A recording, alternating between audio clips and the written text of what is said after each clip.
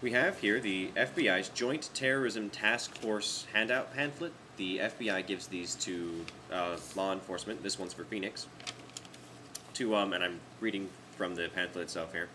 The FBI's Joint Terrorism Task Force is attempting to identify criminal activities with domestic terrorists. In this regard, the purpose of this information sheet is to assist uniformed patrolled officers in identifying potential domestic terrorism. In the pamphlet, it defines domestic terrorism as groups or individuals operating entirely inside the U.S. attempting to influence the U.S. government or population to effect political or social change by engaging in criminal activity.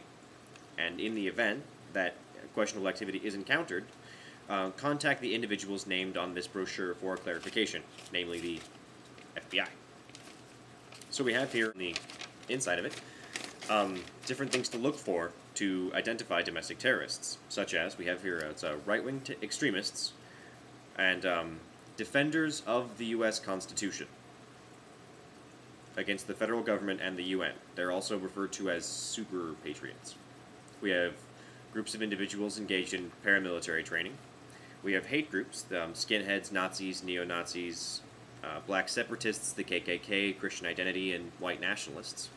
We also have common law movement proponents who it seems they seem to have fictitious license plates or no license plates, fictitious driver's licenses or no driver's licenses.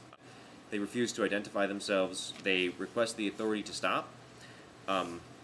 They make numerous references to the U.S. Constitution. They claim that driving is a right, not a privilege, and attempt to police the police. There's also in here we have left-wing terrorists, such as Marxists and Leninists. And then single-issue terrorists, who are targeting of law enforcement and emergency personnel. Specifically, we have animal rights, eco-terrorism, violent anti-abortion extremism, urban riot agitators, cyber penetration, that's hacking, non-aligned terrorists, doomsday cult or cult-type groups, insurgents or rebels, and lone individuals. It says that, people who are alone, lone individuals. And then under here it says different weapons of mass destruction, which are nuclear, chemical, and biological. And that's it. There's no further information on that. So this is the, again, just to reiterate, this is the Phoenix FBI Joint Terrorism Task Force handout. The FBI gives these to police to find terrorists. We're screwed. We really are. It's ridiculous. There's just one thing I'd like to add.